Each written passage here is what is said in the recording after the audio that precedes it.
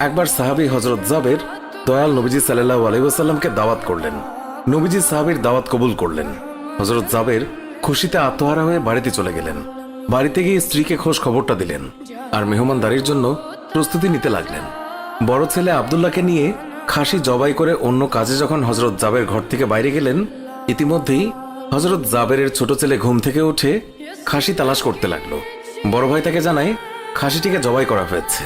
ছোট ভাই বায়না ধরলো, খাসি কিভাবে জবাই করে আমাকে তা দেখাও। অগত্যা বড় ভাই ছুরি হাতে করে ঘরের পেছনে গিয়ে বলল, এখানে জবাই করা হয়েছে। ছোট ভাই জানতে চাইল কিভাবে। বর্ণনা করে বোঝাতে না পেরে অবশেষে বড় ভাই বলল, তাহলে তুমি মাটিতে শুয়ে পড়ো, আমি তোমাকে দেখাই। ছোট ভাই মাটিতে শোয়ার পর বড় ভাই তার গলায় ছুরি চালিয়ে জবাই করার নমুনা দেখাতে গিয়ে ছোট ভাইকে সত্যি সত্যি জবাই করে ফেলল। বড় ভাই যখন দেখল ছোট ভাইয়ের গলা থেকে রক্ত গড়িয়ে পড়ছে, সে ছটফট করতে করতে একসময় নিস্তেজ হয়ে গেছে। তখন বুঝলো ব্যাপারটি কি ঘটেছে। আতঙ্কিত হয়ে সে নিকটবর্তী খেজুর গাছের চূড়ায় উঠে আত্মগোপন করে রইল। এদিকে হযরত জাবের পুত্রদের খোঁজে বাড়ির পেছনে এসে ছোট ছেলের অবস্থা দেখে থমকে গেলেন। অতঃপর তাকে বুকে করে স্ত্রীর কাছে গিয়ে বললেন, তাড়াতাড়ি একটি কম্বল নিয়ে এসো, বাচ্চাটিকে শুইয়ে দিই। স্ত্রী রক্তমাখা সন্তানের লাশ দেখে চিৎকার করে কাঁদতে লাগলেন।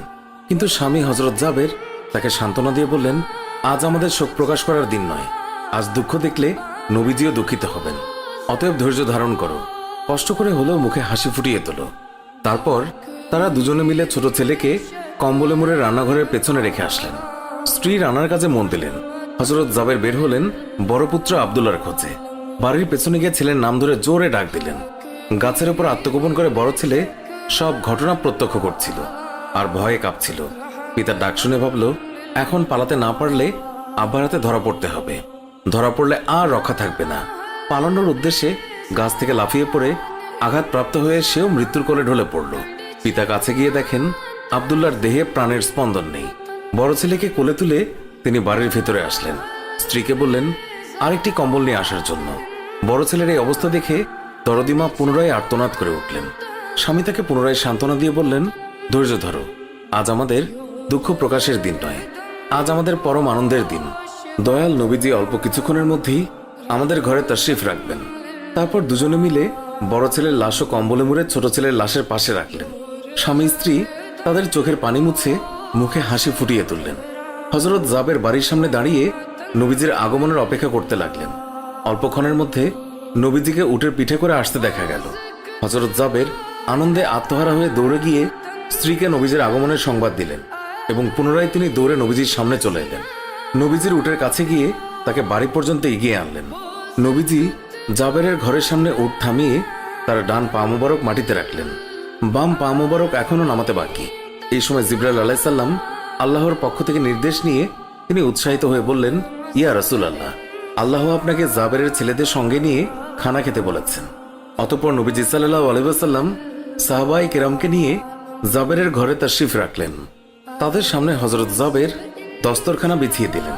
তার স্ত্রী খাবার বেড়ে দিলেন আর তিনি সেগুলো এনে মেহমানদের সামনে হাজির করলেন। তারপর তিনি নবীজিকে আরজ করলেন, ইয়া রাসূলুল্লাহ, দয়া করে খানা শুরু করুন। নবীজি বললেন, হে জাবের, তোমার ছেলেরা কোথায়? তাদেরকে ডাকো। হযরত জাবের বললেন, ইয়া হাবিবুল্লাহ, আপনি দয়া করে খেয়ে নিন, ছেলেদেরকে আমি পরে ডাকবো। আল্লাহর রাসূল পুনরায় বললেন, তোমার ছেলেদেরকে ডেকে নিয়ে এসো, তাদেরকে সাথে নিয়ে খানা খাবো। হযরত জাবের ও তার স্ত্রী হাত জোর করে পুনরায় আরজ করলেন, ইয়া রাসূলুল্লাহ, আপনি খানা খেয়ে নিন, আমরা তাদেরকে ডেকে দিচ্ছি। তখন নবীজি বললেন, হে জাবের, এই মাত্র জিবরাইল ফেরেশতা আমাকে আল্লাহর নির্দেশ জানিয়ে গেলেন আমি যেন তোমার ছেলেদের সঙ্গে নিয়ে খানা খাই। নবীজির এই কথা শুনে হযরত জাবের এবং তার স্ত্রী আর ধৈর্য ধরে রাখতে পারলেন না। তারা চিৎকার করে কেঁদে কেঁদে সমস্ত ঘটনা খুলে বললেন।